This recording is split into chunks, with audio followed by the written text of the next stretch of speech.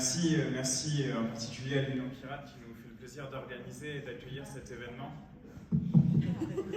Ah oui, c'est ça, c'est piégeux. Et donc je renouvelle mes remerciements à l'Union Pirate au cas où vous ne les auriez pas entendus. Et puis, quel plaisir de retrouver Emma. Nous étions ensemble au sommet de Nice pour l'océan il y a de cela quelques mois. Et je pense qu'il est important aussi de le dire et d'affirmer que dans l'engagement que nous partageons, eh bien, nous arrivons à chaque sujet, à chaque moment, à chaque bataille dont nous nous saisissons, eh bien, à travailler de concert et à permettre... C'est incroyable, je suis un micro quand même. Alors ça va m'énerver. Vous savez dire qu'il c'est un colérique.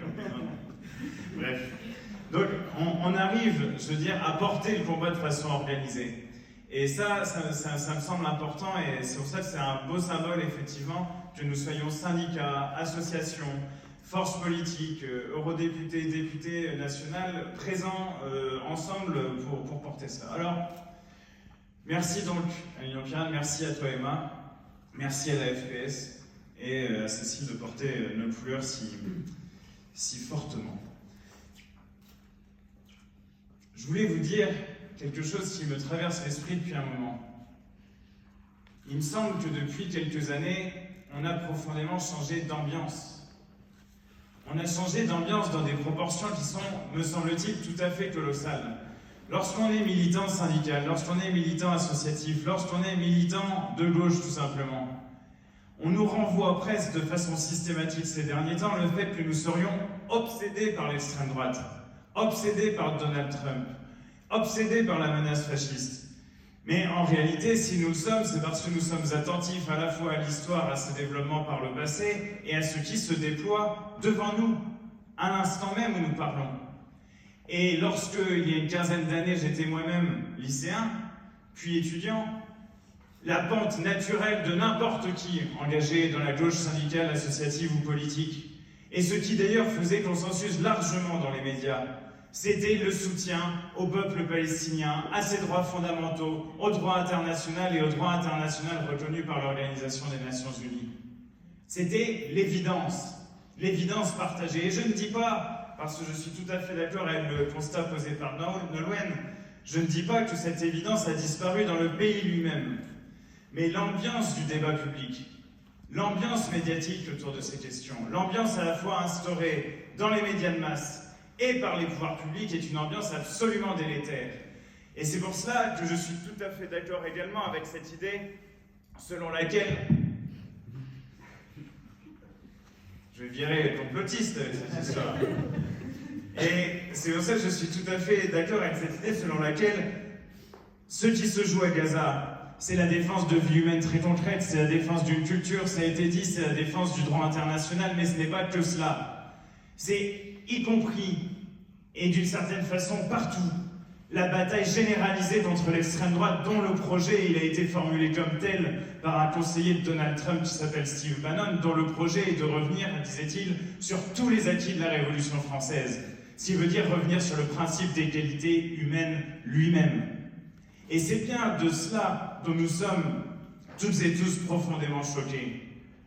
Parce que bien entendu, nous avons été meurtris par les attaques du 7 octobre. Bien entendu, nous avons trouvé cela intolérable que des civils soient ainsi tués. Et nous l'avons dit, et nous l'avons répété. Mais nous avons été tout aussi meurtris, et dans des proportions ensuite colossales, puisque tout cela a pris les proportions d'un génocide, lorsque les Palestiniens se sont trouvés massacrés en si grand nombre.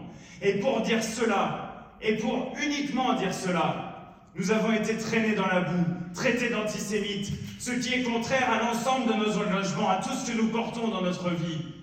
Et vous le savez comme moi à quel point c'est difficile, à quel point cette ambiance est pourrie, à quel point d'ailleurs elle entretient non seulement une banalisation de l'extrême droite qui s'en donne à cœur joie pour défendre le gouvernement d'extrême droite d'Israël, mais elle entretient également une haine raciste permanente contre nos concitoyens de confession musulmane dans le pays. On en a vu encore quelques exemples cette semaine, parce que l'idée selon laquelle nous défendrions le droit des Palestiniens pour séduire un électorat particulier, suivez donc effectivement le regard des éditorialistes qui disent ça, c'est-à-dire l'électorat de confession musulmane, est déjà une idée révulsante en soi, puisque en fait nous défendons l'humanisme de base, les principes qu'on a appris à l'école, c'est tout.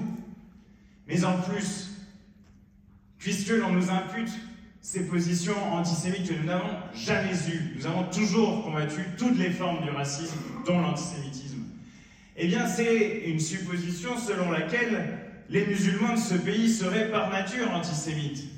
Et donc il y a deux éléments de racisme qui sont insupportables dans cette situation. Le premier, qui veut solidariser l'ensemble des juifs avec le gouvernement d'extrême droite de Netanyahou, qui est une essentialisation des juifs que nous refusons absolument, car oui, nous sommes une force qui combat l'antisémitisme et nous continuerons toujours à le faire. Et le deuxième élément raciste est d'imaginer que l'ensemble des musulmans sont antisémites. Vous imaginez le délire aussi dans lequel nous nous trouvons. Donc changement d'ambiance total et absolu. Et ce changement d'ambiance provoque des grignotages répétés des libertés publiques. Liberté publique menacée d'entrer avec des interdictions de manifestation. Liberté publique menacée, on l'a vu tout récemment à Brest avec le sous-préfet qui considère, alors que des violences aux personnes ont été commises, place Guérin, contre une terrasse de bar, contre des camarades insoumis pendant une collecte que nous organisions, contre des passants, comme ça, en soirée. C'est-à-dire des violences aux personnes répétées, soit contre des personnes racisées, soit contre des militants politiques ou LGBT, soit contre des personnes ayant juste eu le tort d'être là au mauvais moment, d'une certaine façon. Eh bien, le sous-préfet considère, tenez-vous bien, dans son dernier arrêté d'interdiction d'une manifestation antifasciste, que le climat de tension est entretenu dans la ville par les organisations antifascistes. Quelle honte! Pour qui a quand même a lu quelques bouquins sur l'ambiance des années 20 et des années 30, on est en plein dedans. Parce que lorsque les pouvoirs publics ne savent plus, d'une certaine façon, faire la différence entre des militants de gauche humanistes républicains et des nazillons qui tabassent des gens pour leurs opinions, pour leur orientation sexuelle ou pour leur couleur de peau, ben on n'est pas sorti. Et donc, à ce moment-là, effectivement, c'est notre devoir de l'ouvrir. C'est notre devoir de dire que ce n'est pas normal.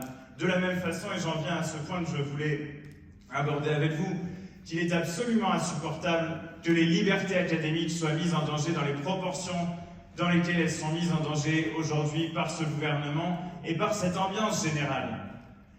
Je veux dire, Axel en a parlé, l'annulation du colloque au Collège de France. Vous voyez, il y a un vrai problème. Si tu mets la main trop bas, ça j'ai appuyé dessus, sinon. Ok, boomer. mais non.